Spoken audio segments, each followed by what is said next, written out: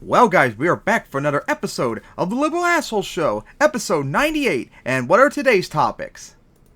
Nintendo cancels Yuzu and Citra. Ben Shapiro hates retirement. Republicans censured for working with Biden. Pro-life idiots want to ban IVF. North Carolina voted for the ultimate Let me re-say that. North Carolina voted for the ultimate cringe Republican. Does the left overestimate Trump's power? And Chuck Schumer condemns Israel. Alright, so what do we cover first? Nintendo cancelling Yuzu and Citra. Now, funny Evil. thing, I actually wanted to cover this last episode. It was actually one of the topics, but when I picked the topics, I forgot to do it. So now we're going to cover a topic I wanted to cover last week. So, of course, for all of you who don't know, Nintendo has taken down Yuzu, which is one of the emulators for the Switch. And it turns out those same developers for Yuzu were also the same people that made Citra, which is the emulator for the 3DS. So Nintendo took both of them down. Now, of course, thankfully, there are other options for Switch, at least. There is Ryujinx, although in my experience, it doesn't run well on my computer, whereas Yuzu does, but works well on my dad's laptop. So, you might need a stronger computer if you want to use Ryujinx, but there is another option to emulate Switch games, if need be. Citra, however... there isn't one for the 3DS. Oh, really? I didn't know about that. What's that? No, I said there isn't. Oh, yeah, because I was about to say there's none that I know of. So, there better be another one come up very soon. Or maybe there is and we just don't know about, since Citra was like the main one everyone would went to and all that. Yep. Now, thankfully, me and everyone else that's already done this stuff already has them. So we're still good. But, man, I feel bad for everyone else who didn't get into emulation. And also, yeah, fuck you, Nintendo. Fuck you, fuck you, fuck you. There is nothing wrong with emulation, you stupid fucks. I know Nintendo and also Sony, Microsoft, and all of them fucking hate emulation so much for no valid reason, because it's legal and such, and they're just so desperate to clamp down on emulation. They've tried it before, remember, with Bleem and Sony back in the 90s. In 2000s, had a complete meltdown over it, and they're afraid about, it's going to lead to piracy and all that. It doesn't. And also, piracy... If anything, it discourages it. Yeah, if anything, what you guys do actually encourages piracy. Just like hardcore DRM bullshit that computer developers used to do. Remember them? Oh, God. I remember I remember the debacle with Secure ROM with Spore, Command Conquer Red Alert Free, and all that. Oh, my God, don't get me started on that. And all the other really horrible things. Like, all your anti-piracy measures encourage piracy, because a lot of ways you are anti-consumer with your DRM and stuff like that. And also, I would argue pro-piracy is actually good for the video game industry and all that. It has no negative effects, and also helps people, try out games before they buy them, since once you buy a game, you can't return them, except Steam, of course, and all that. So, maybe that's why you should have demos of games in order to make sure people can see if games are good or if they'll work on their system and all that. And of course, for me, I've also pirated games too. I've pirated a lot of the Pokemon games before they came out. And I still got the games either way. And a whole bunch of other stuff. Have a whole bunch of games pirated to try them out before I potentially buy them or not. That, I would say, is a good thing. Because if it's good, maybe I'll get them. Hell! There's even, if I remember correctly, there were games I didn't think about getting, pirate them, try them out, and I liked the series and such, if I remember correctly. So I would say it's good for the industry. And I'm sure that's the case for you too, and others as well. I've done that a couple of times for me. And of course, emulation does not mean you pirated the games. You can freaking dump the games and stuff like that onto your computer and play it like there too, if you have the wherewithal to do so. So emulation itself does not mean you're pirating, for crying out loud. It's just desperation from video game developers that are just so desperate to make as much money as possible without putting any effort whatsoever. Exactly. So yeah, fuck you, Nintendo, for taking down Yuzu and Citra. And you're not going to stop emulation no matter how much you try. You need to just give up already. Just like you tried to take down cheating devices, if you remember that, back in the 80s as well. They failed on that. They try to do another one too that I can't remember, but we've already had laws. Not laws, but court cases on this. Emulation is legal. Cheating devices are legal. Hell, even copying games for myself is legal. Yeah, you can even copy games for yourself and emulate them. That's all legal. And Nintendo and Sony and Microsoft have Dickie McGee's axe on that, and they need to go fuck off and deal with it and such. And if you don't want any more piracy, then stop doing anti-piracy policies that don't work, and maybe be more pro-consumer and such. Oh my god. That's just so pathetic what they did to Yuzu and all that. So anything else you guys say?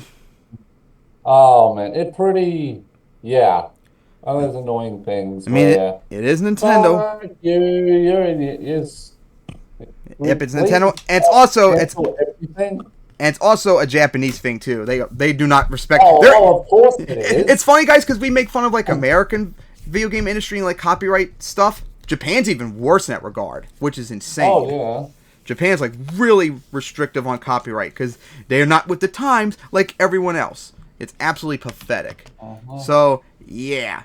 Fuck you, Nintendo, and hopefully a new 3DS emulator comes up for anyone who doesn't have it. But at least for me and others, we're still good. I still got Yuzu, which works better on my desktop. I got Ryujinx. Like I said, there is another option if you can't get Yuzu now. There is Ryujinx, but you need a stronger computer to do that. Now, 3DS, no idea about. Hopefully something came up soon. Alright, so I guess now we finally got that topic, like, an episode later. On to the next one. That will be...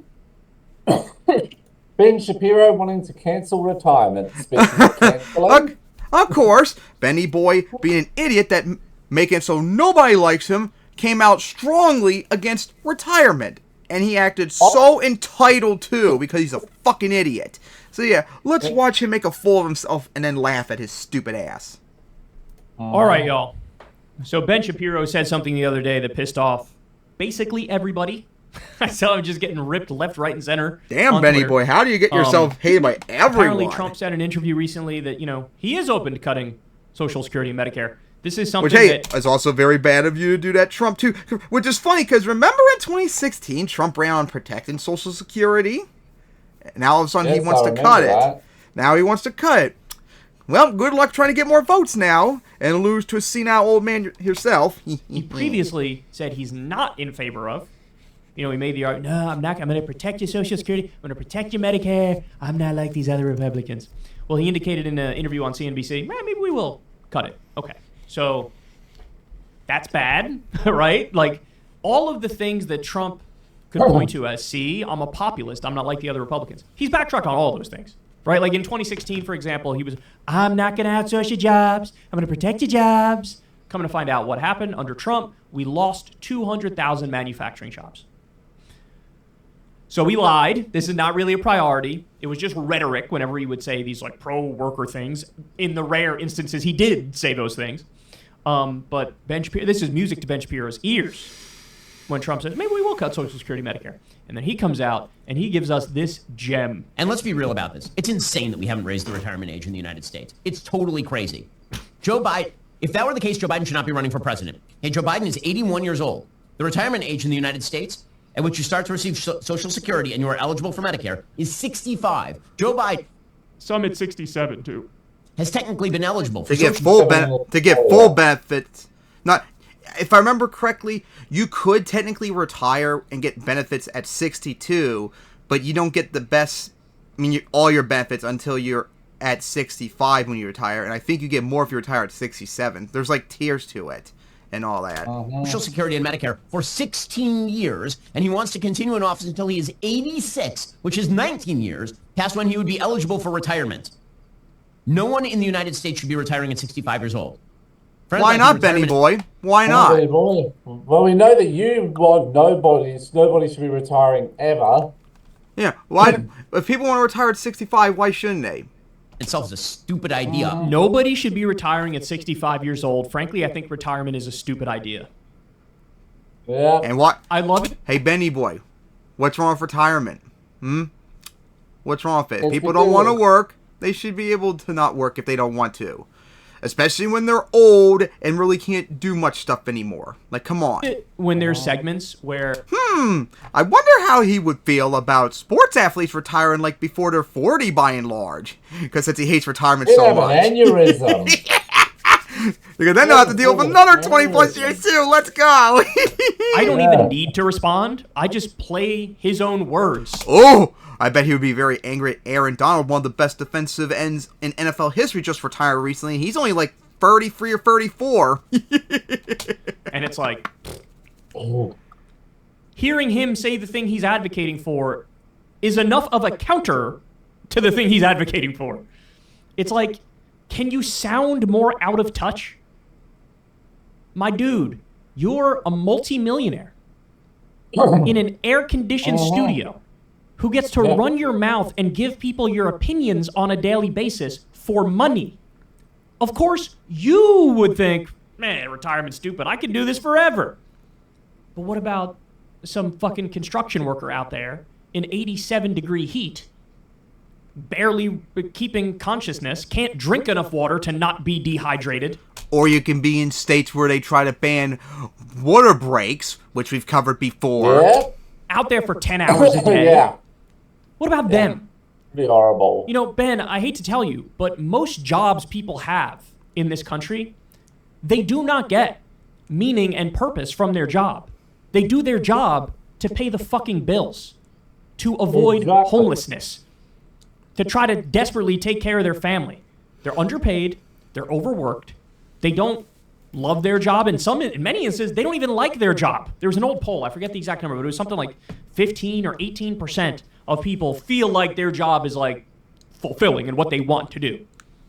Which means like 85% of the country is just working for the paycheck to try to get by. And you're telling those people, no retirement for you to look forward to. I'm against you having the light at the end of the tunnel. I'm anti-light at the end of the tunnel.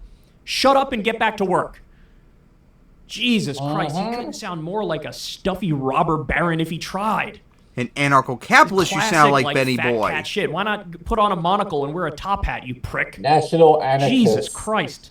But I love it. I think love you it would like because the it's anarcho-liberal keep talking. parties in Keep Vicky talking. too.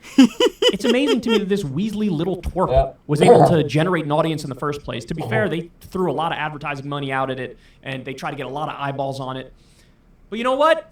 Some people stuck around. Some people keep listening. Well, is this the kind of stuff that you agree with? Is it?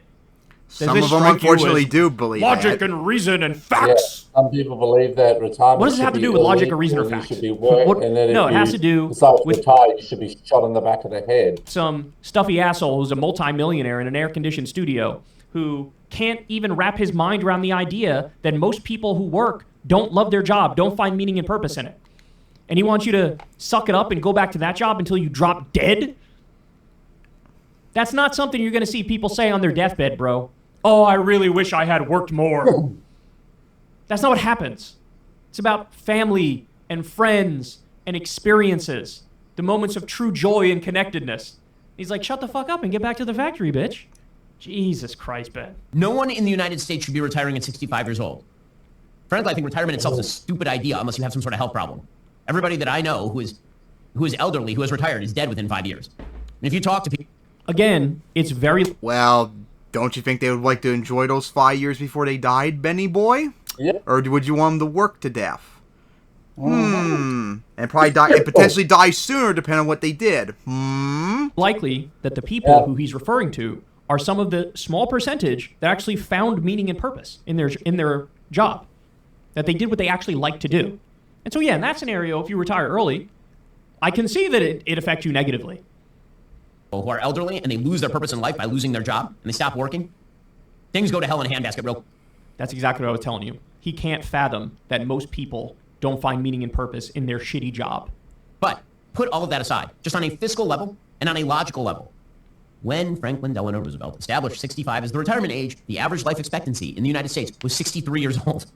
Today, the average life expectancy in the United States is close to 80. It's totally insane that you believe that you should be able to work from the time that you are essentially 20 to the time that you are 65, which is a 45-year period, pay in, and then you will receive Social Security benefits sufficient to support you and your family, you and your wife or whatever, for like another 20 years. He has... Yeah, you're paying for it. So what's the big deal, Benny boy? You're paying for it. You're just getting your money back. Stupid. The ultimate case of what I call status quo bias, right? It's this idea that, well, this is what we do. We do it like this because we've done it like this, and we're going to keep doing it like this. So to him, it's like, yeah, at the time when they came up with that retirement age, people were dying much younger. Now they live much longer. Well, and also I might add, before there was Social Security, back then, during the Great Depression, the vast majority of seniors in America were poverty. But thanks to Social Security, it's massively dropped, even soon afterwards. It's like Social Security helps people not be in poverty and such. And I'll tell everyone firsthand, I've talked about before, that's big chunk of my family's income, my mom's Social Security. So, yeah, it's very, very, very useful. I like to hear fascist Benny boy enjoy the suffering of that. How dare we give them years and years of free time? That's unacceptable. But he just like grandfathers into the conversation. Like, okay, Ben, we work 5 of the 7 days of the week. Do you think that's something written into the laws of nature that we have to do that and there's no other potential options? No, this is a choice we've made as a society. That we work 5 of the 7 days of the week. I'm in favor of lowering that shit. Why shouldn't it be 4? Why shouldn't it be 3? But he makes it seem like, well, we work 5 of the 7 days. We retire at this age, but back then you'd retire and only live 2 years. That means now we need to raise the retirement age to like 80 years old so that they die at 82. Get the same amount of time off. Or we could totally rethink how we've built our overwhelmingly shitty society and improve it. But that doesn't even occur to him. It doesn't even occur to him. That is not fiscally sustainable. The notion that if you have to raise the retirement age to 67 or 68, that everyone is going to fall apart. My parents are that age. My parents are not retired. And they shouldn't retire. It would be very bad for them to retire. What makes you think it would be very bad if your parents retired? What makes you think it would? Yeah, exactly. Maybe you want them to work to death, but maybe I don't. And maybe they don't want to work to death, Benny boy. How about that one? By the way, it's disrespectful to people who are 67, 68, 69 years old to suggest that they are in the same shape as people who are 65 were in 1940. What? It's not true at all. Have you met a 65-year-old lately? What the fuck are you talking about 65-year-olds are now? not old in the United States. So it's disrespectful to say that, but it's not disrespectful to say, shut up and get your ass back to work, bitch. That's not disrespectful. That's very respectful of Ben. 68-year-olds are not old in the United States. Again, Joe Biden thinks he's not old, and that dude is running for president again, and that dude actually is old, and he's 81. I fail to see how a country in which our entire leadership class is 80-plus is telling you that we should have a retirement age of 65. It makes no sense at all. I love how it makes perfect at the same sense, time Benny he's like, boy, you're a too old. retard. He then turns around and says, everybody in the workforce should work at that age and be that old. Like, what the fuck? That makes no sense. Oh, my God. So, look, to be fair, like I said, I got much enjoyment out of this clip going viral because everybody, I saw right-wingers who were like, fuck you, Ben. Fuck you. This sort of like hyper-capitalist, economic libertarian ethos of like, you exist for the market. Like the market, you need to serve your market overlord God king. And you have to make the line on the graph go up. You are a tool to improve our GDP. And that's the end of your life. That's the conversation here. That's how you bring about value in this system. What a fucking stupid, narrow-ass view of humanity and life, right? So here, look at this. Look at some of these responses. Do manual labor at 66 and tell me how you feel the next day. Yeah, Ben. He has never worked an honest day in his life. Rich coming from a dude who has likely never worked a real job in his life. So Ben Shapiro, who has never worked a difficult day in his life, believes seniors should keep working until they drop dead. Makes sense if you're a rich Republican that will definitely retire early. The only manual labor Ben Shapiro has ever done is wiping his own ass. This person said, I'd like to retire at 40. A reminder to people entering the comments, Ben's job is to create and amplify arguments that divide people and reinforce division. And he sucks at it. Says guy who talks for a living. Too busy screaming, my wife's a doctor and you're anti-Semitic say it from a coal mine, say it from a with patrol me. car, say it from a military base on deployment. Say this in so many industries. Say that at 65 you should just keep plugging along and you'll be laughed out of the room. I mean, what is there to say in response to this, right? It's just a horrific worldview, isn't it? It's just a horrific worldview. It's a non-humanitarian worldview.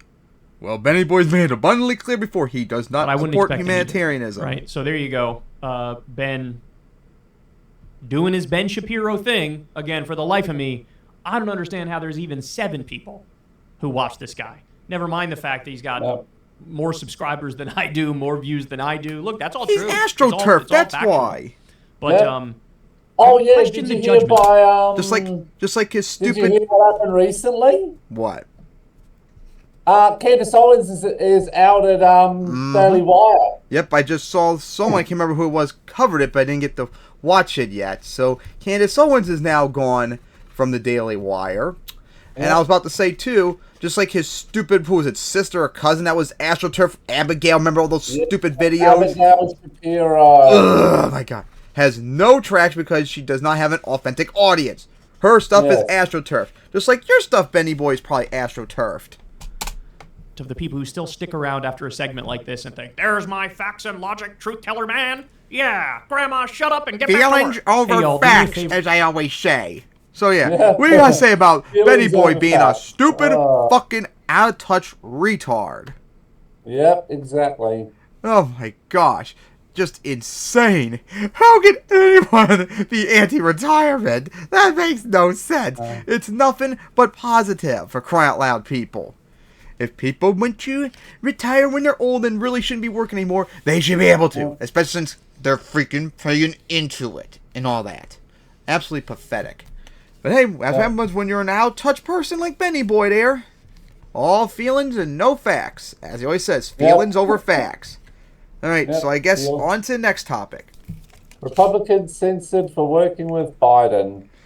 Yep. And not censored, censured, which means they were condemned by their party publicly for wanting to get that deal done recently we covered with Biden and Democrats, like the immigration bill, remember, that tied to Ukraine aid and such, which thankfully has been delinked, and that, actually I don't know if that's been voted on yet, but hopefully it does. But yeah, that's still up in the air because Republicans would not take the deal when it gave them everything they wanted.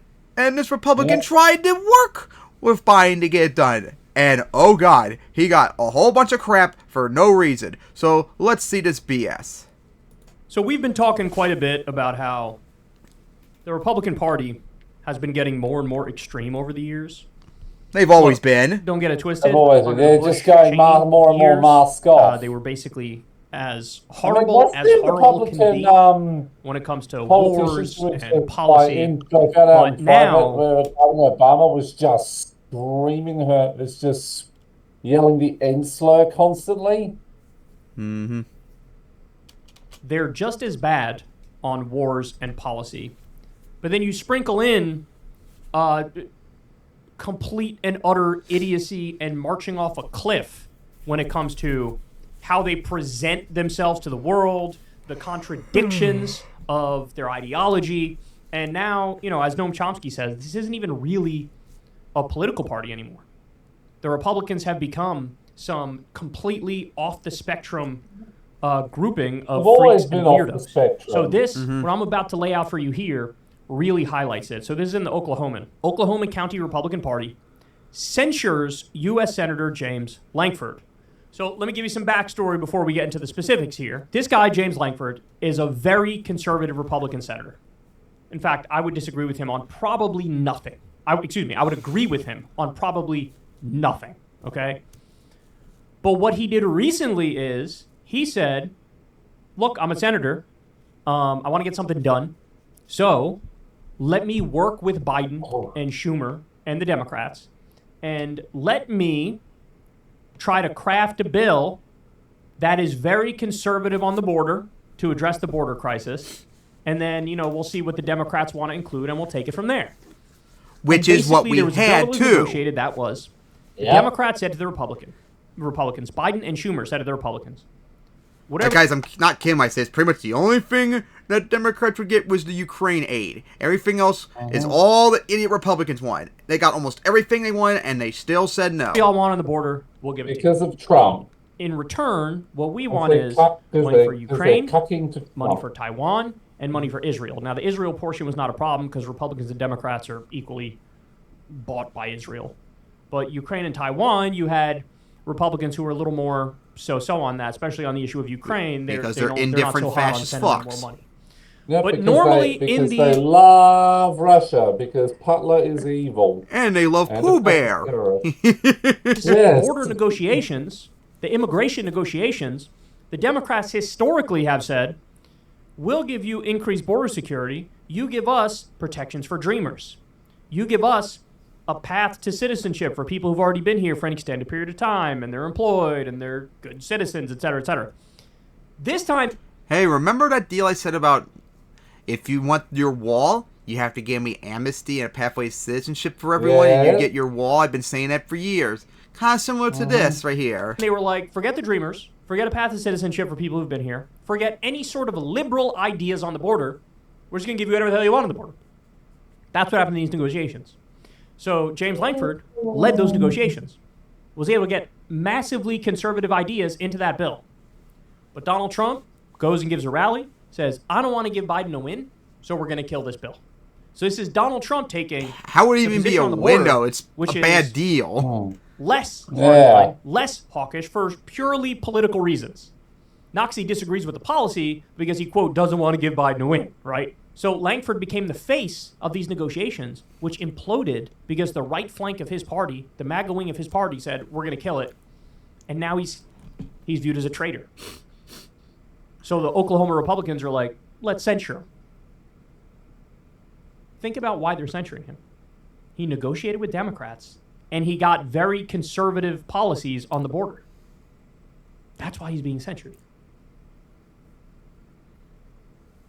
It makes zero sense insofar as somebody actually believes in their set of policies and they're trying to get them implemented, right? All right, let's dive in. Oklahoma County Republicans on Saturday censured U.S. Senator James Lankford over his work on a failed border security deal. The overwhelming vote to censure the senior Republican senator came at a party convention in Oklahoma City. The people have spoken. The county party chair, Ken Warner, told the Oklahoman, it's really because he said he's going to allow 5,000 illegals per day, Warner said. That was part of the border bill. That was one of the things in there. He estimated 225 Republicans attended the convention. All right. This line, which I hear all the time on right-wing media and from MAGA freaks, it's literally just a lie. It's a lie. What they're referring to is, once you get over that 5,000 encounters at the border per day, the border is completely shut down and there's no more due process. So really, it's the line that you revoke any and all due process if it gets above 5,000.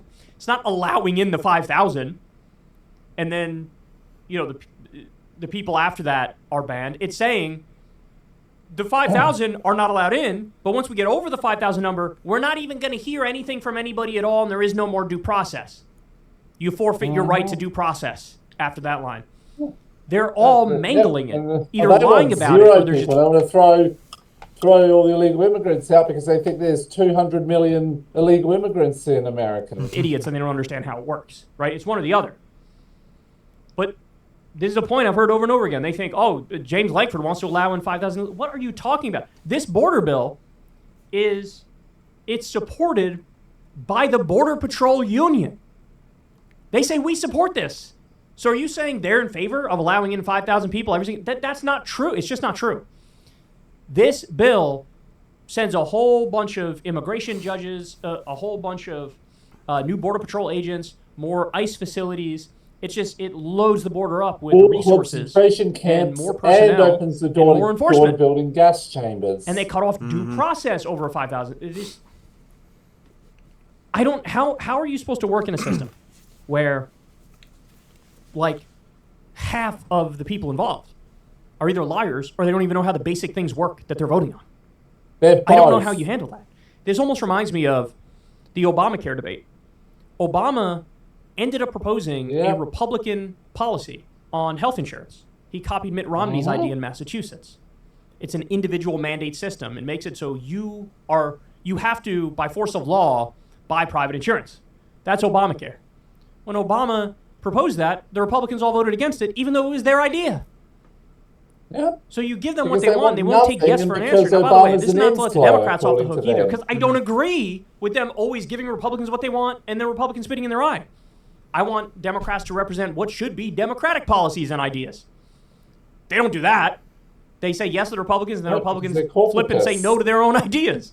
And alt-right enablers. All right, so Lankford has worked to craft a bipartisan deal to address the surge in illegal immigration along the nation's southern border. It has the support of President Joe Biden. It has not advanced, largely because former President Donald Trump has spoken out against it. Lankford has complained the deal has been misunderstood. Quote, "It would be absolutely absurd for me to agree to 5,000 people a day. This bill focuses on getting us to 0 illegal crossings a day," he told Fox News in January. This is not about letting 5,000 people in a day. This is set up for if you have a rush of people coming at the border closes down, no one gets in. Some members of the Oklahoma Republican Party met in January to censure Lankford over what they called his open border deal. Of course, because if it's not the state's party chair, literally massacring border people at the border and starting a war with Mexico, they'll oppose it because they're evil. Dom later said the meeting was illegal and the censure was not an official position of the Oklahoma GOP. Okay, so that's interesting. A bunch of rogue Republicans in Oklahoma got together and were like, "We are against this man because we don't understand at all the bill that he negotiated." What am I supposed to do with this, man? The Democratic position seems to be, let's just give Republicans what they want all the time. And the Republican position seems to be, now we're against our own ideas. And we're going to say it's open borders. And we're going to take credit for the ideas that we voted against. They're so extreme. I actually feel bad for this guy, Lankford. Again, I don't agree with him on anything. Me and him could not be more apart on policy. But I think he's had an awakening, an enlightenment moment here where he's like, oh, the people who I'm in bed with are absolutely psychotic morons. Like, they don't know the first thing about policy or governance. They have no idea, none. And that's why you had that moment at the State of the Union where Biden talks about the provisions of the bill, how it sends more judges and more enforcement, and it's the toughest border bill in decades. He says all this stuff, and you see James Lankford sitting there. They got a camera on him, and he mouths, "That's right." He probably feels like they stabbed his ass in the back. OD, which they man. did. OD. Of course they So did. it'll be interesting to see. They always do. Keep an eye on this guy, right? I mean, I was like, as much as I don't like him, I kind of feel bad for him in that regard. He might be pulling a Liz Cheney at some point.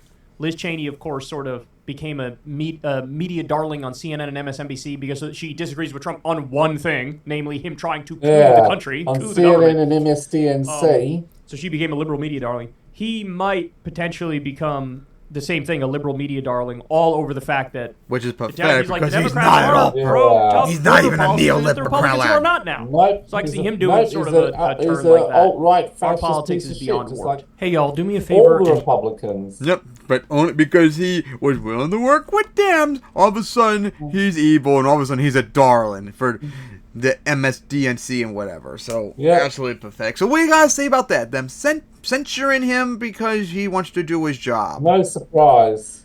Pathetic. Absolutely pathetic. Alright, so now, on to the next topic. Pro-life idiots want to ban IVF. And of course, this is something we haven't covered yet recently. But of course, there was a judge, I think it was in Alabama, that tried to ban IVF, in vitro fertilization, which is a way of conceiving a kid when you can't conceive normally. Because that's something that happens for couples. It's another way instead of having to adopt too. But of course, because Republicans and pro-life retards are idiots, now all of a sudden they're against that. People want to have kids, just a different way. Because who knows why? Because they're idiots and they're Karens and they want to complain about anything. But yeah, And they're evil. and I think like a good chunk of the Republican Party actually was against this ruling because the vast majority of Americans, like 90%, support IVF. Like there's literally no reason to be against it for crying out loud. But this happened, and now a whole bunch of pro-life idiots are mad that the party is trying to like backtrack on it because they know, because they're not stupid as the rest of y'all, the backlash they had to deal with Roe v. Wade getting overturned, and they don't want an even worse backlash, which you guys are so desperate to try and cause happen.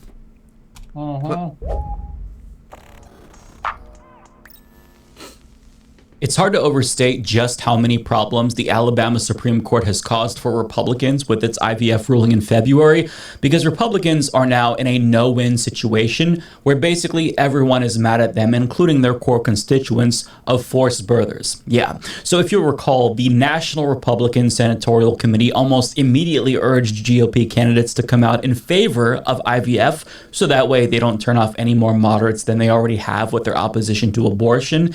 And soon after, Donald Trump, as well as a number of Republicans, also vocalized support for the procedure.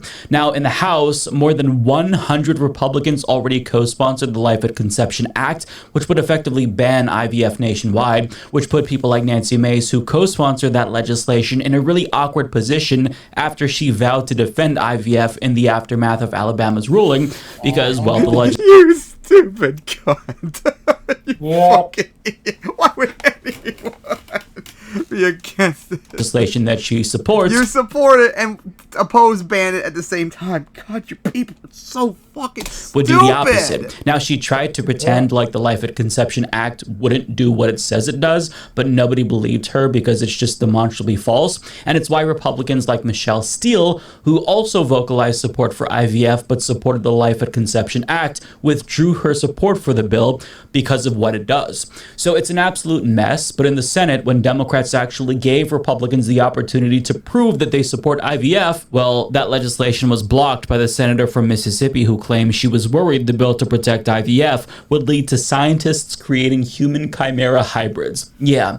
So nationally, the Republican Party has not reassured voters that they're going to protect human chimeras. That sounds like someone from Yu-Gi-Oh! Protect IVF like they're saying they will, which puts them at odds with even more moderates who are that Alex Jones had a part to play in this.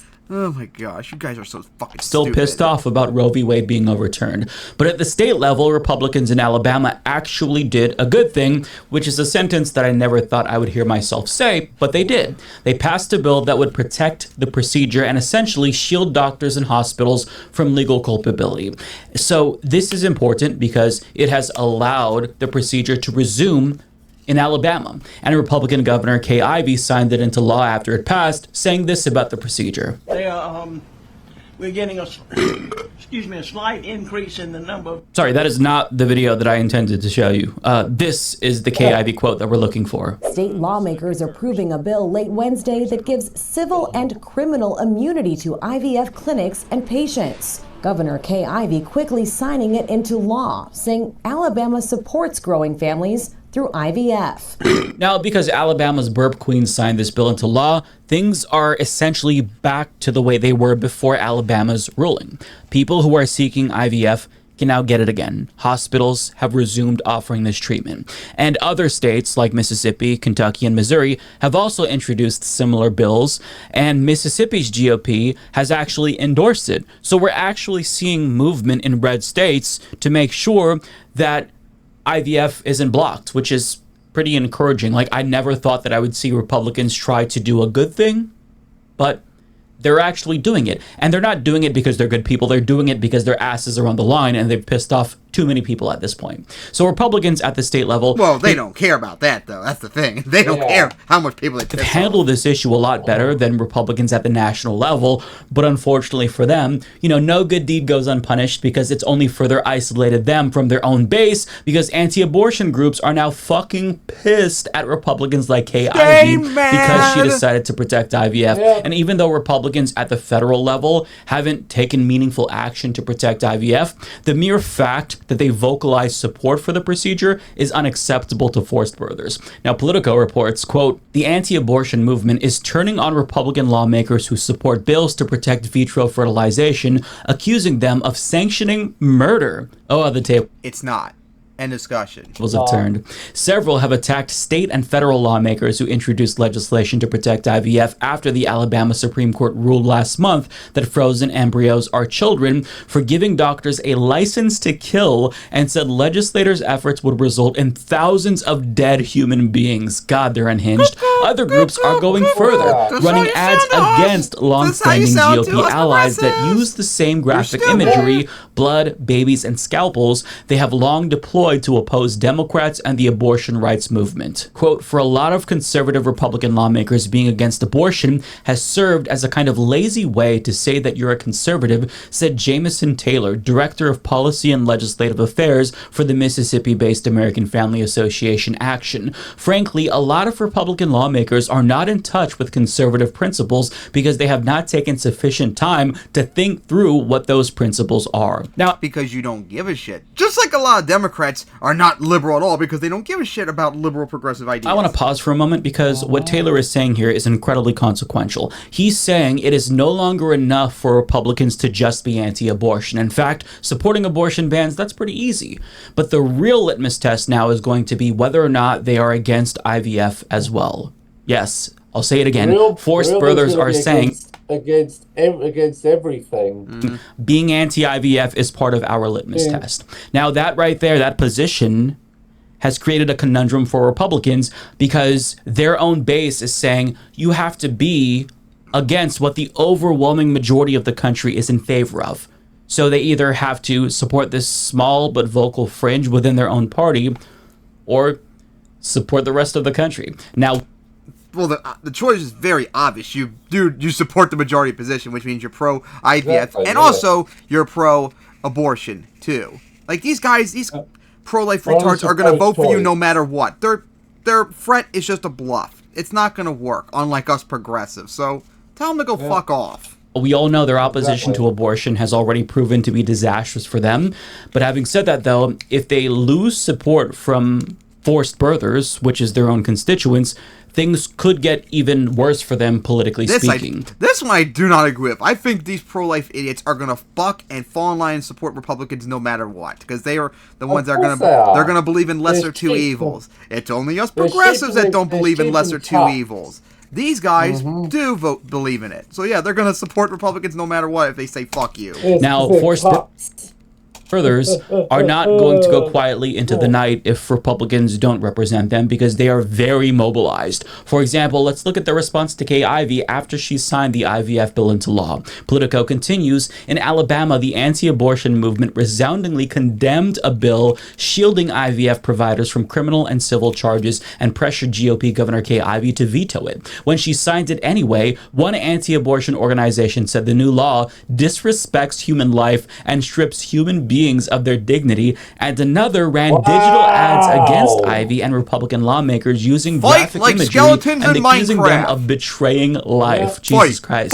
Quote, politicians cannot call themselves pro-life, affirm the truth that human life begins at the moment of fertilization, and then enact laws that allow the callous killing of these preborn children simply because they were created through IVF, live-action president Lila Rose said after Alabama Republicans approved the legislation. But Kay Ivey's not alone, because in Mississippi, the anti-abortion movement and its GOP allies have called a Republican-backed proposal to protect IVF the greatest assault on the cause of life that we've seen in Mississippi in a long time, and warned that the bad Democrat-based bill would lead to backdoor abortion and possibly cloning and selling of genetic materials of humans. Cloning? Selling genetic? How do you get that from... You can't do that with IVF, you fucking idiots! We're talking about normal human beings, not the fucking Kaminoans. Seriously. You guys are fucking stupid. Now, when it comes to Missouri, quote, I've had some negative comments from extreme pro-life type folks, said Missouri State Representative Bill Allen, a Republican who has introduced pro-IVF legislation. Quote, but I'm pro-life. This is bringing life into the world. I think there's something to be said about that. And I mean, in that regard, he ain't wrong. And his pro-life being for IVF. Like, that's actually his being so pro-life. Republicans are getting ripped to shreds for supporting IVF, and they're trying to reframe their support for IVF as a pro-life position. But forced birthers just aren't having it. They're saying, no, the fuck it's not. This is a pro-death position, and you're murderers now, too.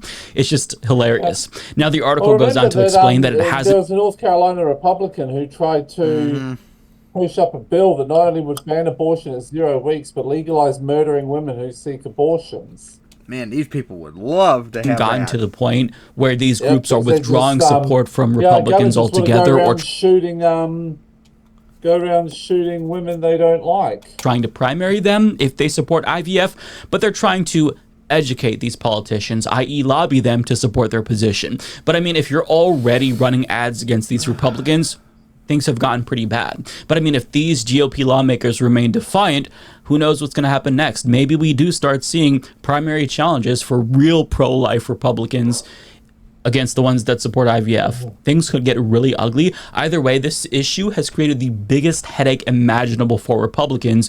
And I think that now they're not going to say this, but privately they're probably thinking, holy shit, courting these forced birthers and evangelicals for decades was the biggest mistake we've ever made. Because believe it or not, this wasn't always the case. Like, forced birthers weren't always a constituency of the GOP.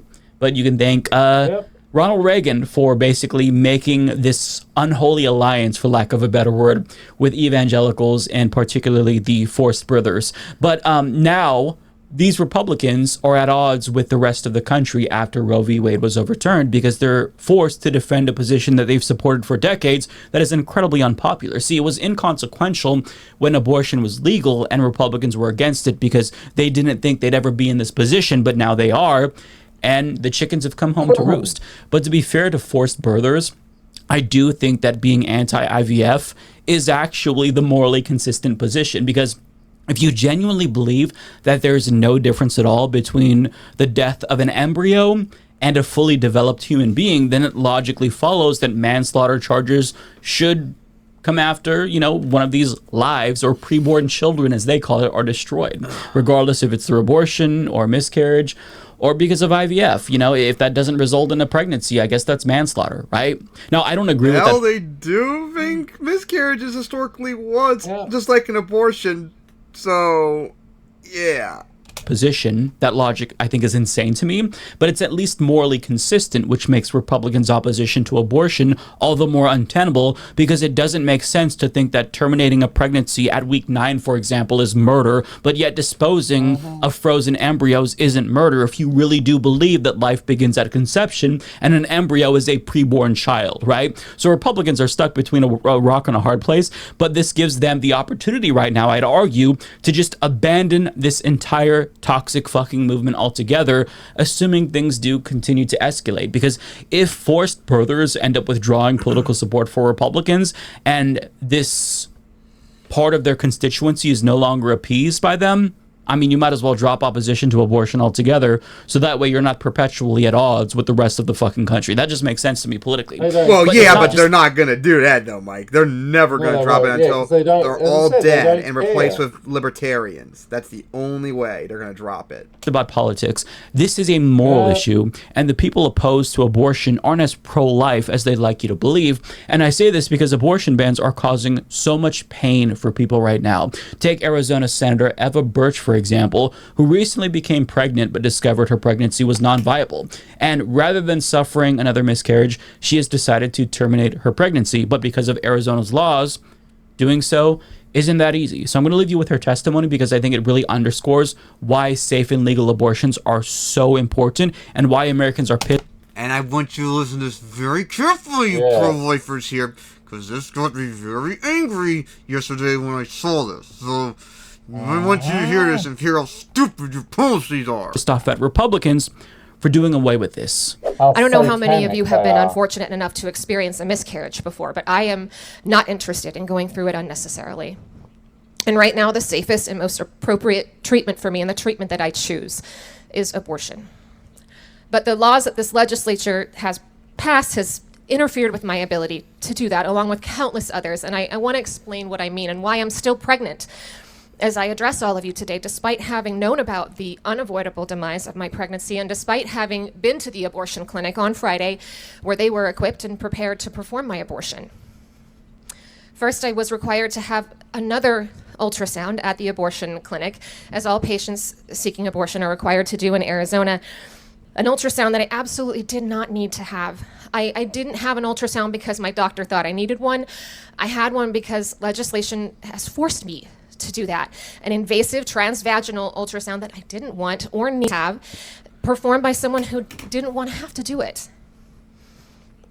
I am safe and loved and protected in my marriage, But I cannot imagine how inappropriate that would be for a victim of sexual assault or for someone who has an abusive or coercive Imagine someone who got raped or sexually assaulted having to go through that again with a penetration. relationship with their partner. Another unwanted vaginal penetration, but this time by the state, by the people who are commissioned to protect us. Then I got to sit through an exhaustive list of absolute disinformation that was read off to me. I was told that there were alternatives to abortion, parenting, or adoption among them, as if delivering a healthy baby is an option for me. It is not. My medical provider was forced to tell me multiple things that don't apply to my situation, and some that are just transparently, factually false. And they do this because of laws passed by this legislature in opposition to medical expert testimony and advice. After the mandatory ultrasound and the mandatory disinformation, I'm then going to have to wait at least another 24 hours after my appointment before I can have a procedure. The last time that I had an abortion, I started to miscarry the night before it was scheduled to take place, and I was denied a procedure in the hospital because I was deemed not critical enough. In spite of the fact that my embryo had died and that my miscarriage had stalled, which left me with retained products of conception, the clauses for emergencies aren't good enough. These laws can serve to intimidate doctors, and it muddies the waters when they're trying to make complex decisions in situations that are really volatile. I had been bleeding and passing huge clots for hours, but I wasn't bleeding out. And I was still pregnant. So I was offered medication to make me start bleeding again and told that I could have a procedure when I had bled enough. The next day, I went to the abortion clinic where I was able to get the care that I needed. And 2 weeks later, clinics shut down in the wake of Roe. And I wouldn't have been able to get my procedure. I'm choosing abortion because I'm pregnant, and for reasons that I should not have to explain to you or to the church or to the state of Arizona. I need to not be pregnant anymore. That's the best outcome for me. Arizonans deserve the freedom and the liberty to make those decisions for themselves. I will never try to force someone to have an abortion. And nobody should ever try to prevent me from having mine. Exactly. That's how it's supposed to fucking be. The woman's decision, and that's fucking final. Oh my god. Yes.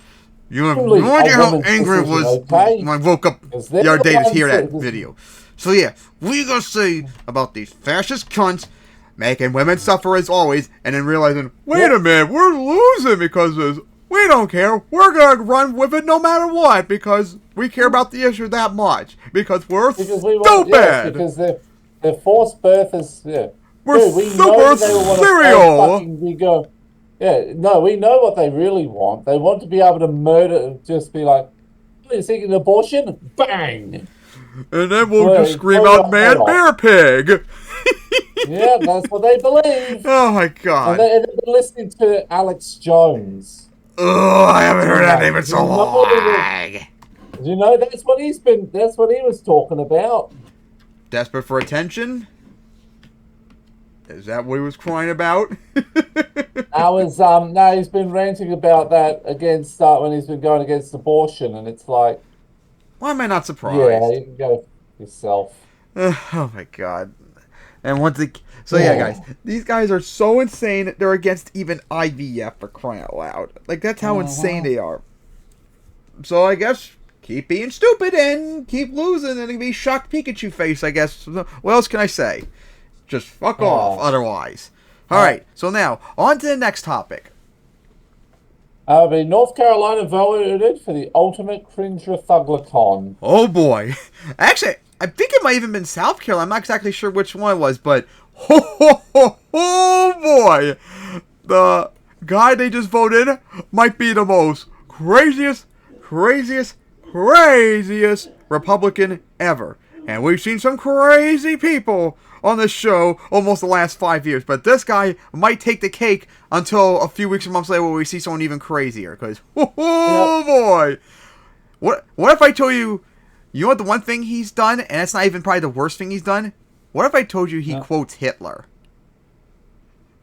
I'm not surprised. What if I told you it's not even the worst thing he's done? What if I told you What if I told you he denies the Holocaust? And what if I Well, told you that? Of course, somebody who quotes Hitler would deny the Holocaust. And what if I told you that that also is not the worst thing? Oh, God. How is denying Okay, the Holocaust not the worst thing? That's how I'm saying we're talking about people. Wow. Yep, that somehow happened, and Vosh covered all the goodies. Oh boy.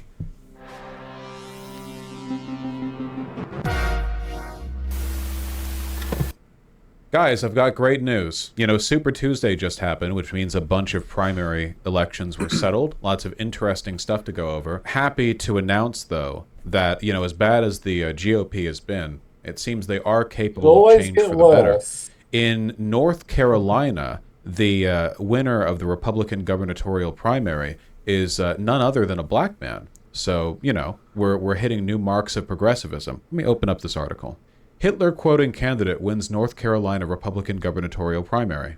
Well, Mark Robinson, North Carolina's lieutenant governor who has a history of making inflammatory comments and has said he would abolish abortion rights, won the state's Republican nomination for governor. Robinson, even though I'm pretty sure abortion's already illegal in North Carolina? North Carolina's first black lieutenant governor will face Democrat Let's Josh Stein. Hotly contested race in November. We need to win this one, guys.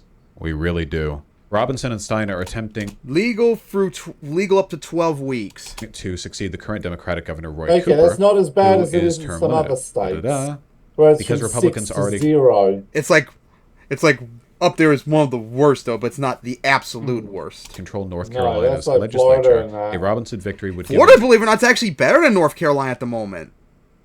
Florida's 15 I thought weeks. It was 6. That's I think from 1 for 6, and then I'm pretty sure there's at least one state that has just banned it outright.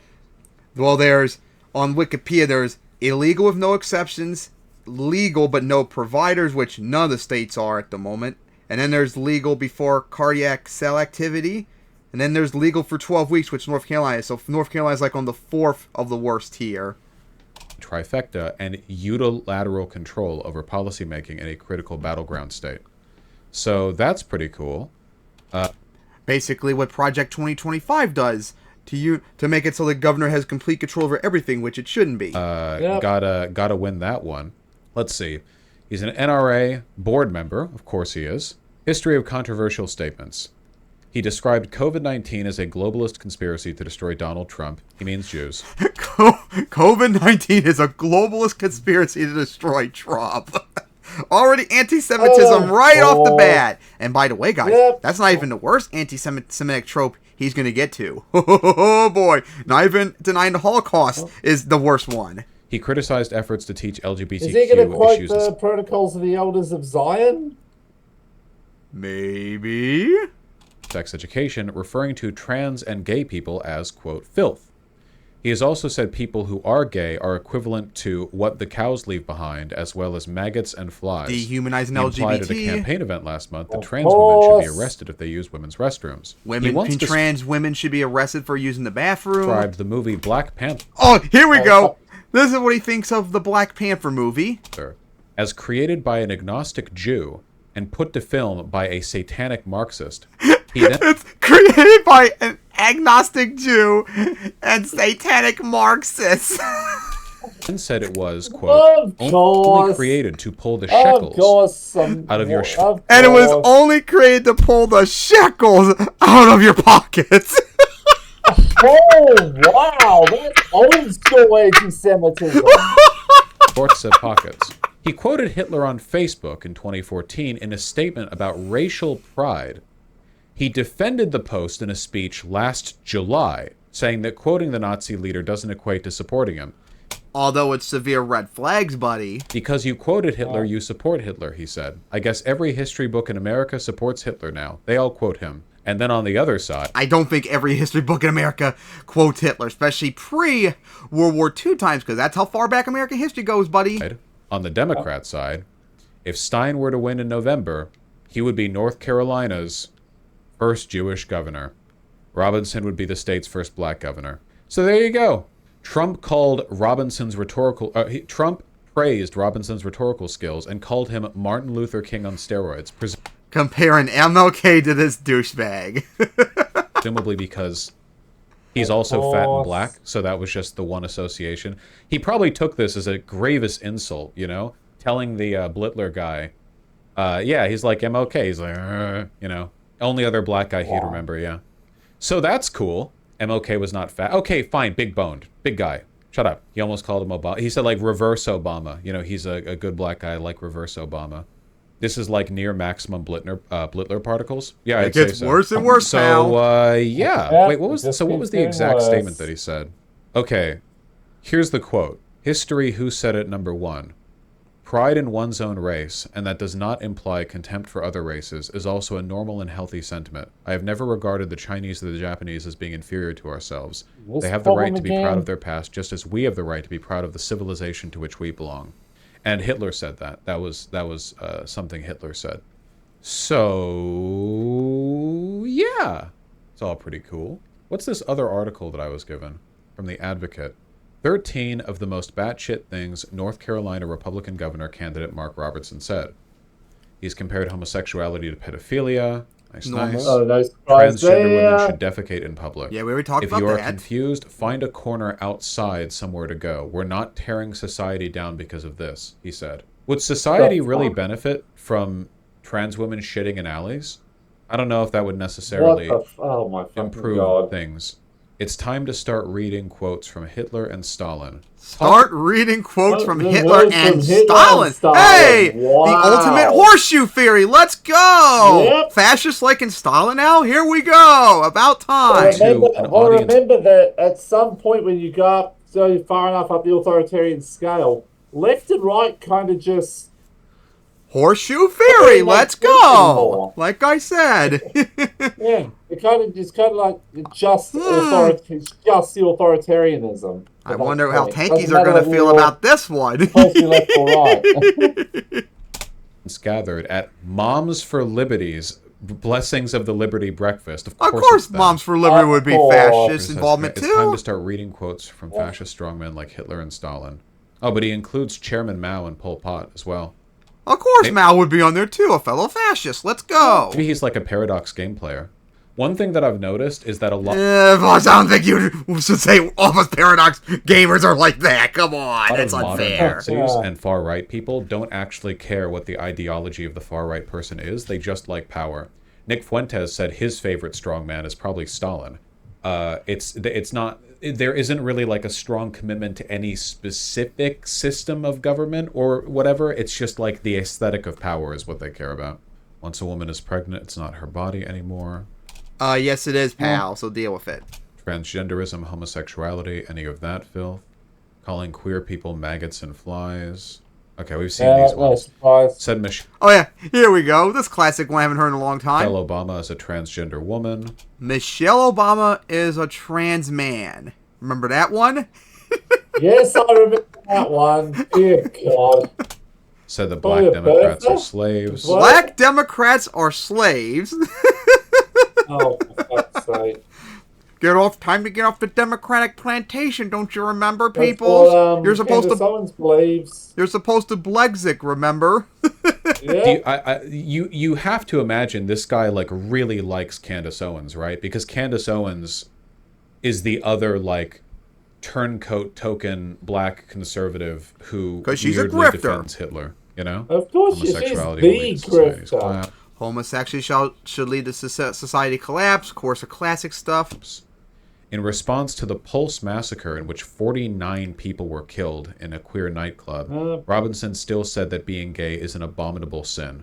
Homosexuality is still an abominable sin, and I will not join in celebrating gay pride, nor will I fly their sacrilegious After the flag Pulse on my nightclub page. shooting, of course, he said that. Yep, that's not a surprise. Shortly after calling reports of the Holocaust, quote, hogwash, said the Holocaust is just hogwash? Robinson went on the podcast of an alleged cult leader in 2019 and endorsed... Which cult leader? Excuse me? Is this Stefan Molyneux? Wait, this article is also not saying who the cult leader was. Okay. I wasn't able to find out who. Sorry. And he endorsed the host's remarks that Jewish bankers are one of the 4 horsemen of the apocalypse. The other 3? Muslim people, China, and the CIA. I know racists get elected all the time, but how is this piece of shit even considered? Well, most Republicans would probably disagree with this guy's statements, but most Republicans are also extremely in-group oriented, and they vote GOP down ticket. So yeah, which is why I say before, these guys are gonna still vote for y'all no matter how even moderate you are. They're gonna vote for you no matter what. So how about you drop these clowns? We gotta see about that though. Jewish bankers are one of the 4 horsemen of the apocalypse. basically referencing the protocols of the elders of Zion. Why am I not surprised? I guess you weren't. I guess you weren't. So remember I told you maybe earlier? Yeah. I bet you were stunned I was right. Yep. No, I was like, okay, yeah, totally. He's going to quote from the fucking he's going to be quoting from the protocols of the elders of Zion. Yep. I told you. The issue here isn't like every Republican in North Carolina is like vetting this guy and going, yeah, we agree. It's some of them are, to be sure, but most of them, I imagine, are just going after the person with the most backing and endorsement. This guy was the lieutenant governor, and also Trump has endorsed him. So the problem with the GOP isn't just that it's full of Nazis, it's that the non-Nazis have never really had an issue working with the Nazis if they felt it wasn't too rhetorically damaging. Like, there are lots of people in the GOP who are not only not Nazis, but not ideological fascists. There are MAGA congressmen who will agree with everything Trump says and does, who are not ideological fascists. They don't like wake up and think about like the political, preferability of fascism. They're just, hungry, dishonest power seekers, right? So their problem isn't so much that they believe those things, it's that they're willing to work with those people to attain power. And in the long run, functionally, the difference between these two things is pretty minimal, I'd say, You wouldn't be surprised if the moon landing or 9/11 was fake. Beyonce's music has a satanic message. True. I don't know anything about Beyonce's music. Robinson stands by everything he said. The Republican defended all of his Facebook posts in a 2020 interview with local outlet WRAL, saying, "I don't back up from them a bit." More recently, Robinson has attempted to distance himself from anti-Semitism by claiming to support Israel. Curious. Weird how, like, an obvious Nazi seems capable of supporting Israel. Wild, huh? This guy is doing the, like, the alt-right, tradcon Christian conservative thing really, really well. That seems to be the underlying motivator here. Oh, there's even more of this shit on the Wikipedia page. In March 2023, more of Robinson's past social media statements emerged, including Facebook posts appearing to call the figure of 6 million Jews perishing in the Holocaust into question. For example, Robinson wrote, "This foolishness about Hitler disarming millions of Jews and then marching them off to concentration camps, a bunch of hogwash," and, quote, "There is a reason the liberal media fills the airwaves with programs about the Nazi and the, quote, 6 million Jews they murdered." Liberal media fills the airwaves with the Holocaust. I don't think I've heard the Holocaust mentioned by the liberal media in a long time. What about you? No. Man, well, not unless they're being like, this is Hamas, this is the worst attack on Israel since Jews since the Holocaust, and 1,916 Palestinians need to die for every Israeli that died. All this just to deny the Holocaust. Both Democrats and Republicans criticized Robinson's statements, and then he immediately jumped to supporting Israel. The Wikipedia page talks about when he was ranting about Black Panther, he used advanced racism with a Yiddish slur for black people. The Schwarze thing? Yeah. The looming pandemic I'm most worried about is socialism. What was he cooking? Over 7 years, he used his Facebook page to attack immigrants, members of the LGBT community, Jews, and black people. In a 2013 post, he wrote the slogan, "White pride was not racist," writing, "I am tired of blacks and Mexicans running around shouting about being mocked, or being proud of their race." Robinson later wrote, "Note to liberals, I'll accept gay pride when you accept white pride." There's nothing wrong with being prideful about being white. The problem is that most of the groups that support white pride are racist, like Klans members and stuff like that. That's the problem. Like, you gotta be able to see it. It's not that hard to understand. In other posts, Robinson, but there's nothing wrong with being proud of being white either, referred to African Americans using ethnic slurs, including, I can't even say these, promoted various conspiracy theories. He called blacks muddled-headed Negroes, apes, and monkeys. Woo, boy! Racist. Man, he is He Uncle. might as well have just said the N slur. He's even more Uncle Ruckus than Uncle Ruckus. Theories, I remember Illuminati. Jesse Lee Barack Peterson Obama is is a top-ranking more demon. Ruckus than Uncle Ruckus and Uncle Ruckus too. Is he Degeneration, more Satan's Oh my Army. God. is he You is can't. he more Uncle Ruckus than How can you Jordan Peterson? Not Jordan Peterson, Jesse Lee Peterson. How can you out me? How can you outrace? Oh my God. Robinson Racist called the civil frickin' rights Jesse movement a Lee communist plot to Peterson. subvert capitalism No, and that's free an choice. achievement. You actually outracist Uncle Ruckus. That's amazing. He is called Martin Luther King Yeah. Jr., a communist and ersatz pastor. Oh, that makes Trump's statement so much funnier. It's literally like two different kinds of racism clashing, where Donald Trump, who is very racist, is just thinking like, oh, you know, how many black people do I know? Oh, he's like MLK, and this guy just has to seethe about it because he can't like rebuke Trump. Oh my God. He defended the Kent State Massacre of 1970. What is this guy cooking? Hey. It's like, I told you this guy was wild. a demon to take every Yeah. wrong position possible. God, What would even yeah? lead you to have this opinion? Shit.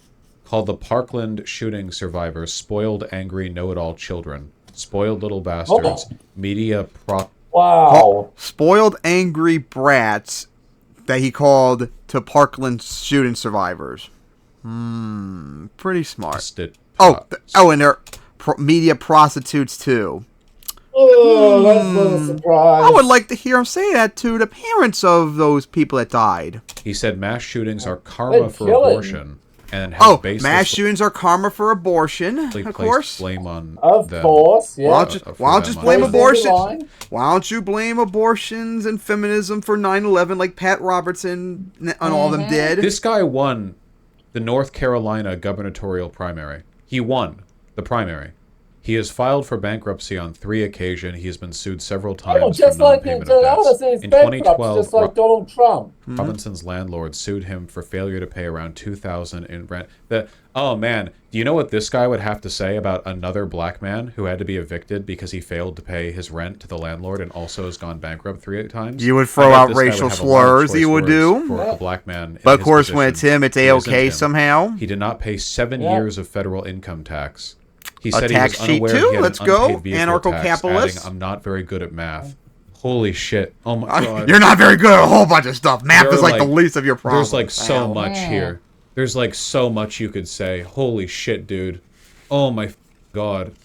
Yeah, where do you start? The most accurate stuff you could say The about ultimate him. Blittler. Jesus Christ. The Black I don't think a Hitler. writer could come up with a character like You him. know what was They that- did. It was in a show Who called was The that Boondocks. guy that was Except, the actual I guess, Black Hitler? Even then, this guy is a lot worse you than that remember him. guy. I don't. Okay, Oh. I feel like I've already said pretty much everything I can say about this guy. So to add on to it, I'll just say you have to understand your enemy here. This guy is obviously like about as bad of a human being as you can be. So you can just interpret from my position on that any number of very mean words you could say about him. The interesting thing isn't how bad he is, because it's very, and we've said it, and there's not much more to say, but rather like what the nature of this guy's victory is. Now, again, I've said this before. Most Republican voters are fascist in the sense that they align with fascism politically, not in the sense that they're ideological fascists. Now, the difference between these two things is very important because sometimes it really changes how you have to like strategize or deal with people, right? An ideological fascist is a person who consciously believes in the ideology of fascism. Most fascists are not ideological fascists. They're people who fall into the lies or the hate or whatever else that fascists push to bring more people into their ideology. A good comparison to this would be the difference between an ideological socialist and a person who is incidentally socialist. An ideological socialist would be like, you know, a person who reads the theory, who has strong opinions on very specific economic topics, whereas a person who is incidentally or associatively socialist might be somebody who just thinks that, you know, the fat cat bosses have been taken from us too much and it's time for us to, you know, workers deserve more, yeah. And they might not have like very strong ideological inclinations or like very specific understanding of the system that they're defending or enabling, but they're kind of like, you know, in the lean. You know what I mean? Does that make sense? They're aligned? most Republicans are not ideological fascists. So the reason why people like this are able to win their elections is because the Republican Party has always been extremely comfortable working with fascists. Over the past 10 years, there's been a shift where before the fascists, ideological fascists, I mean to say, were relatively few in number. Most of the fascist stuff the GOP promoted was just like the right wing of the neoconservatism that dominated the party, and the ideological fascists had to stay fairly quiet. You know, like there were like norms and modes of decorum they had to abide by. Now that's changing. Trump is not an ideological fascist. He's just a self-serving megalomaniac. But the fact that he's given way to people being masked off about far-right politics means the ideological fascists, like Mark Robinson, get to be louder. And because he operates with Trump's endorsement, he's like the next MLK. I like how Trump didn't even say he's like MLK. He also said that he's eloquent. That's literally the articulate thing. He's so well-spoken. He's like MLK. It's like a joke. It's like the joke answer of what Donald Trump would say if there was an extremely racist black man he was going to endorse. You know, it's so funny. Anyway, basically, it's mostly a matter of the voters not really understanding what it is they're voting for. So I think that as bad as this guy is, it's possible that he does end up being an optical liability. The GOP at the moment is not doing a very good job of quality control on its candidates. This guy is... Well, I can't say he's guaranteed to lose. Although North Carolina is somewhat of a swing state, so it still is possible for Democrats to win. It's not like the rest of the South, which is more in line with Republicans. Yeah. Like, this still is possible for Democrats to get. This would definitely make it easier, but you never know.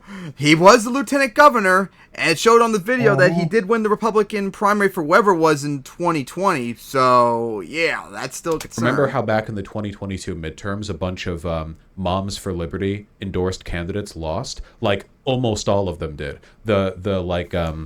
Well, that's because Moms for Liberty probably like doesn't have that much influence as they groups think they do. Endorsed a bunch of people, like dozens, and almost all of them lost because they ended up being less popular than either the Democrat opposition or more moderate Republicans. I remember that. So there is like a big lack of quality control, and I feel like the way to respond to this would just be to like point out everything this guy has done and said and say, yeah, he was endorsed by Trump, who called him like MLK, you know? I like you have to point this stuff out, man. Democrats are such pussies. They're so afraid to be direct and upfront when it comes to pointing out the failings of their opposition. Like, they should be calling Donald Trump a pedophile way more. Epstein friend, Epstein friend, Epstein friend.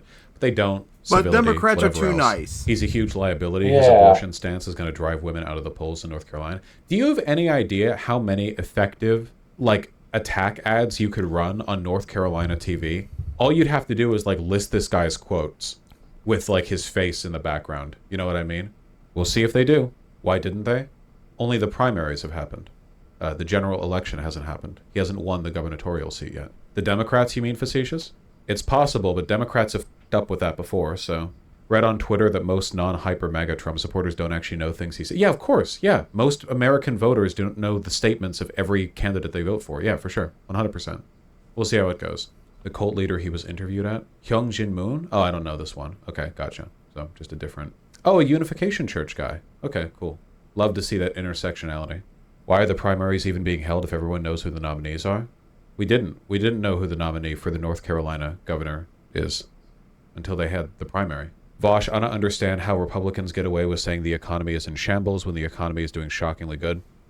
Sorry, if you believe the economy is doing well, it's because you're a neoliberal wonk who listens to things like data. The average person in America feels a lot of economic anxiety at the moment, and that matters far more than any like abstract graph that points to like income or whatever the okay? Like, sorry, economic well-being is vibes. People who reduce it down to like a pure data science where it's like, oh, actually, well, if you do the 7 trillion calculations to determine what people's income is relative to the blah, blah, blah, like, sorry, no, you're not getting over the fact that people are like, you know, the gig economy has run out of control. People are insecure in their income. There's no job security anymore. Inflation ran wild for a while, and now everything at the supermarket costs twice what it did 5 years ago. You can't, even if all of these things are accounted for in other ways, which they aren't, you can't get around that. Rent costs, good lord, the rent costs, the availability of housing. The data isn't there for that either, Vosh. Neolibs just select for data that looks good, like raw GDP. Yeah, I understand the complexity of these equations, and I do think that, like we're not in a recession, for example. It is objectively the case that we're rebounding economically really well, but we doesn't mean the working class. It means the nation of America. Democrats and that need ain't to like realize. This is the exact same arguments. I remember when Obama was president, like the economy was like rebounding and all of that. Like, no, Americans don't feel that, and if they don't feel that, then it doesn't matter. Yeah, that could hurt Biden too if they act like, oh, everything's fine and all that. If they don't feel fine, then it's automatic null and void in their split eyes. Pie, you know? It's also possible for things to be doing really well economically, but for people to still be miserable, because the way things are doing well economically is through systems that make people, well, miserable, right? Like, the gig economy makes people miserable. You can up people's income all you want. It doesn't change that fact. Housing prices, everything, you know? The Democrats should really, really, really stop trying to sell this, like, hey, America's already good the way it is bullshit, because people just don't feel that way. And politics is about giving people narratives about how you're going to improve the country, and the country needs improvement. It's not dishonest to say, hey, I know people are struggling right now. Yes, thank you. I hate liberal anti-pop. Yeah, because a bunch of liberals, spineless, dickless liberals, are obsessed with the, you know, with the, like, high they feel from feeling like an intellectual who gets to disprove the emotional, whiny anxieties of hundreds of millions of people, you know? Like, what all these, you know, single mothers and college students who are eating ramen and people who can't find a place to rent without splitting it between 3 roommates, blah, blah, blah, what they failed to realize is, and then they point at, like, a graph in 1-point font, Times New Roman, pages and pages, like, wow, look at these equations, you know? Like, yeah, no. If people feel economic anxiety, if people think that the economy is, like, not doing well, that is a problem in and of itself. And it's not one that's going to be fixed by smarmily going up to people and saying, well, actually, you know, look at this graph, you know? That doesn't fix anything. And I don't think the smarmy liberals who do this think it fixes anything either. I think they just like feeling smarter than, like, the average voter, which is just a really dumb way to approach politics. Yeah. I used to live with an economics grad student, and he literally just got off on saying everyone who feels miserable actually isn't. Wonder why people don't like economics students. They aren't liberals. No, we're describing a liberal tendency here, for sure. So yeah, what do you guys say about Blittler here? Oh boy, this guy is wild. Oh, fuck, he is. Wow. Like, jeez. Basically, he is the fusion of racists from the early 1900s Russian Empire, where the Protocols of the Elders of Zion originated, all the way through to the modern day, just merged into one black person. God, this guy's like, can he have an out self-hate off with Jesse Lee Peterson? And Uncle Ruckus. Maybe he has Stink Meaner in him too. No. These two would destroy Uncle Ruckus individually. Maybe they have Stink Meaner in them. Maybe he came back from hell to take over their spirits. I can see it. Like he did in one episode. Oh my god, but yeah, this guy is insane. Hopefully he loses. And oh boy, can't wait to see how raging it would be and say the election's rigged if they lose. Oh, of course. Alright, so now on to the last one. Does the left overestimate Trump's power? This is something I've been talking about for a while now, and this was actually a pretty difficult thing to look up because I couldn't find a topic that talked about it, because a lot of this had to do with Project 2025, if you remember that. I couldn't find the 2025 Republican plan to destroy America and turn it into a Nazi dictatorship. I tried to find articles covering what all of Project 2025 did, but none of them covered it in a way that was like simple. Boom, they want to do this, that. It was like so long form, like it was just too stupid and all that. And of course there was too many long videos on it that to look up and all that, so I managed to find one video that was like 3 minutes that would probably describe it the best way possible. But this is something I've been saying for a while too, because I think a lot of times people on the left overestimate the power Trump has as president. Like they overestimate like the strength he could do, just like a lot of times they overestimate what Biden can do at the same time too, remember. So, I wanted to kind of talk about this a little bit, because there are a lot of things that Trump just can't do. Like, if he's president, he can't just do, like, executive order, boom, done, and all that. He can't. A lot of this, like, one of the bigger concerns about Project 2025 is trying to ban abortion nationwide and such. But here's the thing. He can't just do that. He just can't. The only way you're going to ban abortion nationally is either Congress, like a law, or a constitutional amendment, or the Supreme Court. Now, Congress, you're not going to get Democrats to support it, period. That's never going to happen. So the only way you're going to do that is if you get a Republican supermajority, which I don't think is going to happen anytime soon ever. And without that, Trump is cucked. And look at the polls right now. It's looking right now, potentially, we might have a split Congress going into next year as well. Democrats and Republicans split in control. So if that's the case, Democrats will just block that ruling no matter what. So so Trump can't get what he wants in that regard. So congressional ruling out. Then there's the constitutional amendment. Well, that's even more harder because you need like a Congress supermajority or 75% of states supporting it. And if anything, which isn't going to happen.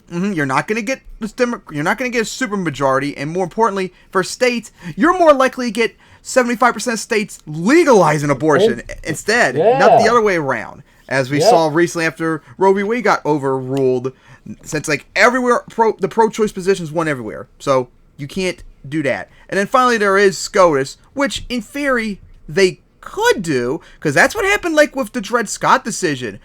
Where they act like, no, not only is Dred Scott still a slave, but all like the anti-slavery laws in the North, they're illegal. I mean, they could have done that with the Roe v. Wade rule. Not only is this allowed, but all abortions across the country are illegal. But they didn't.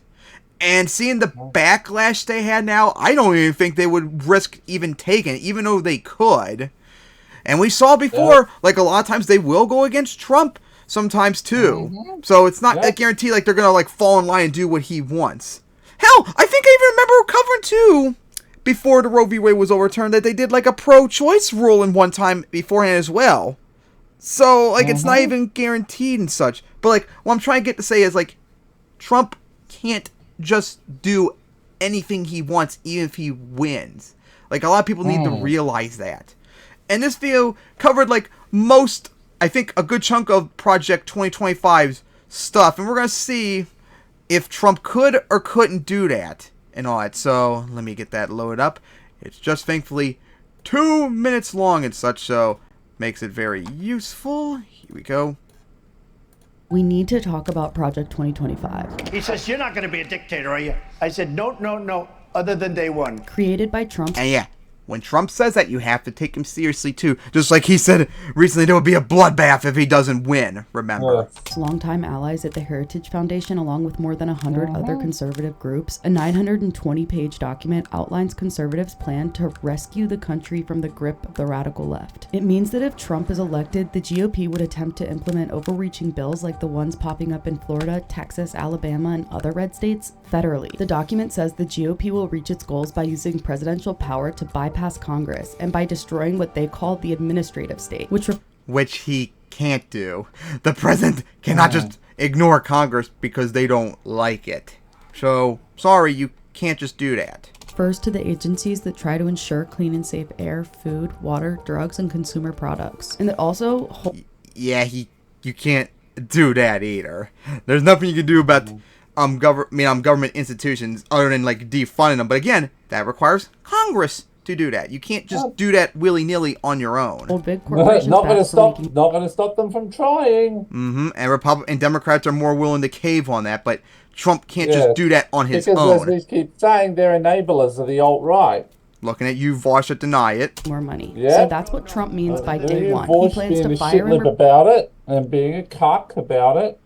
Try to fire as many as agent about it. Trying to fire as many as 50,000 federal workers. From what I looked up recently, I don't think he can do that much either.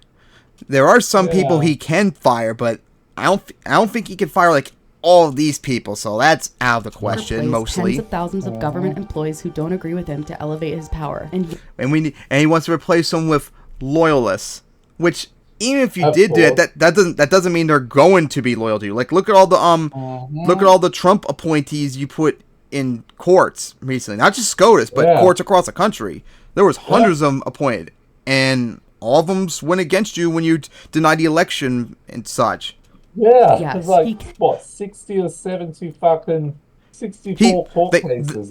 They only lost. One had like a small technical victory. Yeah, just one That was out of it. like the 70 that they had. Can do that. First, I will immediately reissue my 2020 executive order restoring the president's authority to remove rogue bureaucrats, and I will wield that power very aggressively. All right, let's dive into this document. When I searched the term sex, 133 matches came up. That's obsessive. It explicitly states their goal to rescind regulations prohibiting discrimination on the basis of sexual orientation, gender identity, Get rid of like discrimination policies again. He can't just do that. Other than like the military one, which he tried to ban transgenders, which is not good. But other than that, he can't do that federally, especially since a whole bunch of them. Yeah, he'll try. Especially since a whole bunch of them, there is no mostly federal protections for the LGBT. It's mostly state, and hell, like almost half the states still don't have protection for the LGBT community. So they already got what they want pretty much. There's probably a few that don't even have strict things for interracial couples. gender status, and sex characteristics. So queer people could legally be fired, not hired, refused service, or otherwise discriminated against. Which is unfortunate because this is pretty much already the case for a good chunk of the country. Like I said, barely even half the country doesn't even have laws to prevent discrimination against LGBT. This is already the case. So they're trying to implement policies that they already have. They're trying to go after states that still want to protect LGBT. And that, buddy, guess what? That's not federal law. That's state law. So I guess you're going to have to violate your state's rights principle, buddy, and we're going to just tell you to go fuck right off. We're going to protect the LGBT community in us liberal states, and you can go eat crap. Exactly. It also proposes... But also, you can't do that. The term sexual orientation, DEI, gender, gender equality, gender equity, gender awareness, gender sensitive, abortion, reproductive health, and reproductive rights from every piece of legislation that exists. And I don't think you could do it either. That's congressional rulings. It's terrifying because it promotes discrimination against LGBTQIA+ and pregnant people. And speaking of pregnant people, it also proposes pushing as hard as possible to protect the unborn in every jurisdiction in America, aka a national abortion ban. In which I covered already, he can't do. And to go after education There's too, a lot just of like they stuff. have A in lot red of what states. they're The saying authors he propose can't do. It won't stop him from trying. But legally, they can't do it. Like they can't just do day one, sign executive order, boom, abortion ban, just like that. Like that can't happen. The entire Department of Education, which they say injects racist, anti-American, ahistorical propaganda into America's classrooms. As part of its economic policy, it wants to eliminate regulatory and procedural barriers for companies and prop up trying lessen regulations on businesses. It might depend, because I think he did do something like that a little bit before, so I'm not sure, but I doubt he'll be able to do everything, though. The oil industry, which it says is not an environmental problem. And wants to lessen regulations to combat climate change. That one he definitely can't just do on his own. So that's congressional requirements, too. This is all just the tip of the iceberg. It's a document filled with endless contradictions, going back and forth between ideas of big government and small, going after monopolies but reducing corporate taxes and regulation, saying they're for freedom but policing people's bodies, gender, and sexuality. And it's a document created by the Heritage Foundation, which has ties to fossil fuel billionaire Charles Koch and is swirling with controversies. Throughout, they dehumanize the left in ways that make me afraid of how much more emboldened far-right Republicans will feel to target vulnerable people. They will get killed if they try to do anything to us. Simple as that. Not that hard. Hey, Second Amendment goes both ways. Liberals and progressives are gun owners too, you know. So if you try anything to us, you can get shot. So know your place. So I wanted to talk about this for a while. Like, I want people to realize, yes, Trump is terrifying, and Project 2025 is terrifying, and we need to make sure that this doesn't win whatsoever. But we have to also realize that Trump isn't a dictator, no matter how much he wants to. He's a wannabe dictator. He's not like Putler. He can't. He's not as smart as Putler. Yeah, he wants to, but he just can't.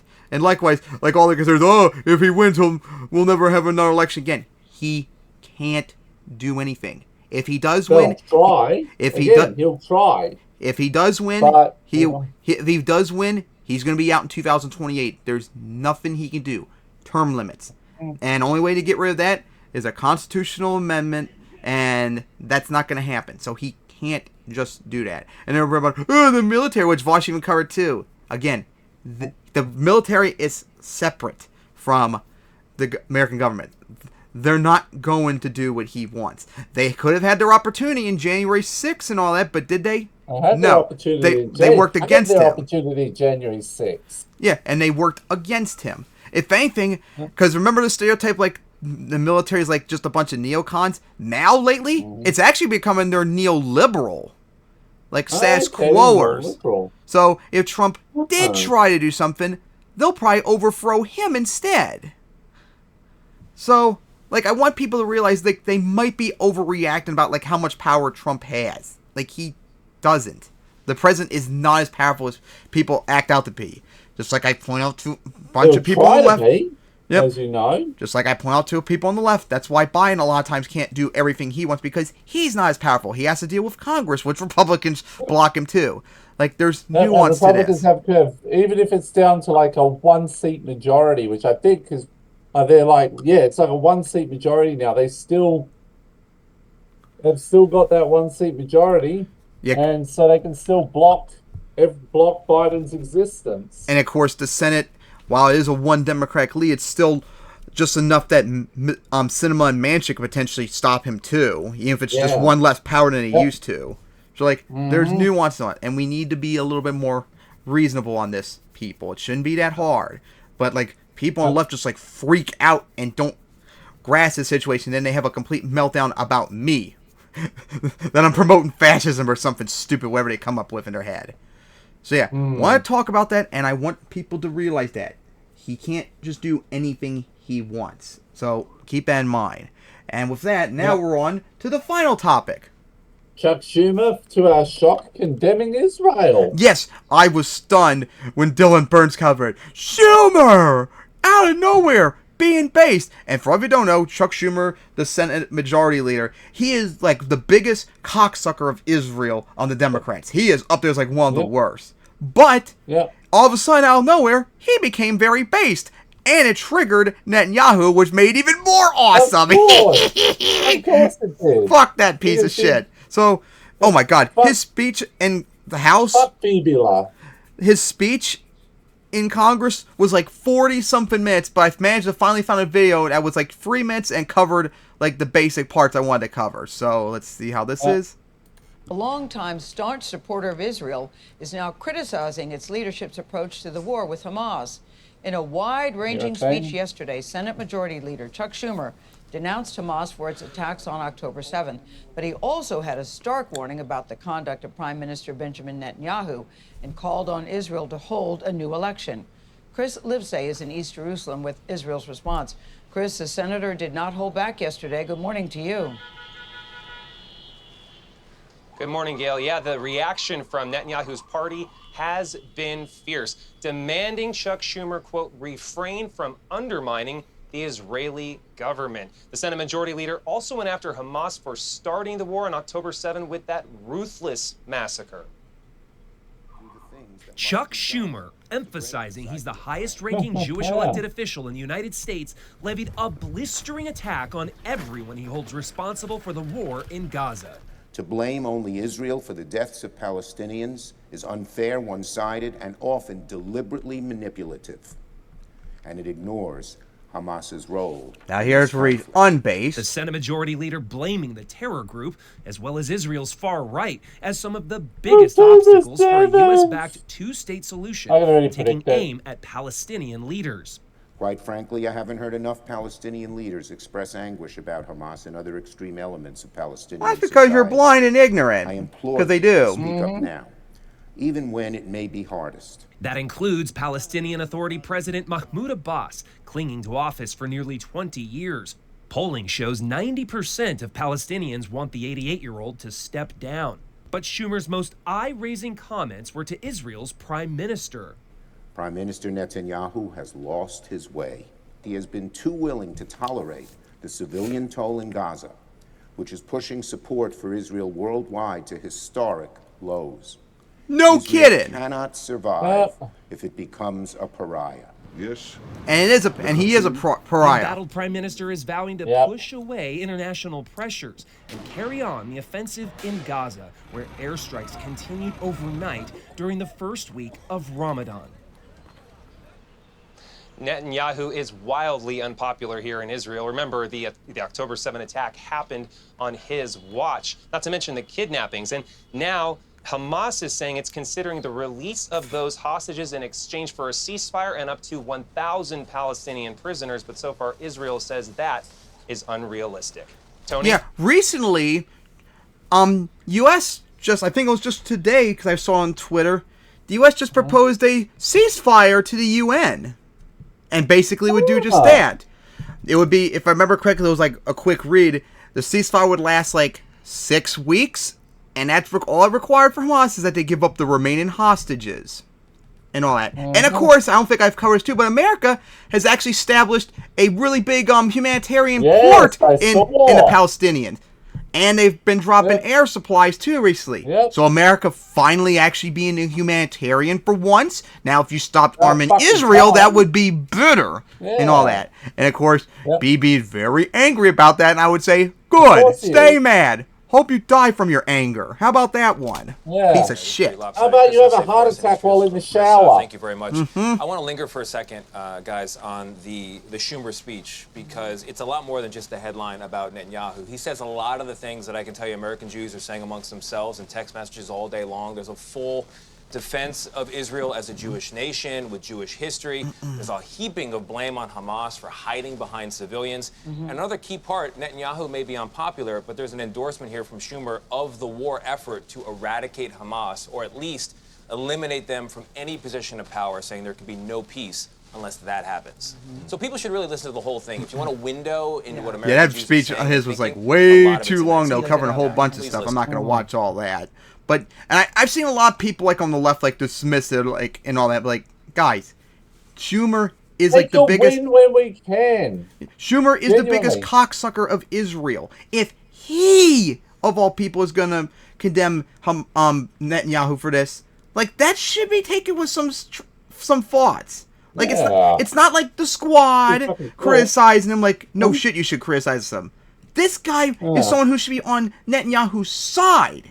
And he's criticized them. You would think he'd be the one who'd be like, no, Israel is allowed to commit genocide. Yeah. So, like people think like nothing's going to happen of it. Maybe it won't. But right now, this is really huge. And that should be acknowledged. And that's why out of nowhere, for like a one little bit, all of a sudden now I like Schumer a bit. And then he'll probably do something stupid to make me hate him again. But for right now, he's on my good side, at least on this issue. Because, this is unacceptable, and about time America did something with like that port and dropping support and all that, and hopefully this ceasefire goes through the UN until they block it, which America could and has historically done. It would be that would be really weird though for them to that would be very weird though for them to veto their own proposal. But hey, America's done that before in this regard, so America's you never know. Stupider before, so yeah, but. Like, we shouldn't dismiss this. This right now is a good thing. And hopefully it causes fucking baby Netanyahu to just resign because he's unpopular and all that. And how is he even still prime minister after the debacles they had the last few years after he left? Unbelievable how he weaseled his way back into power. That's pathetic. All right. So, with that, we have covered all the topics. And we'll see you guys in April for episode 99. 99. So see you all next time.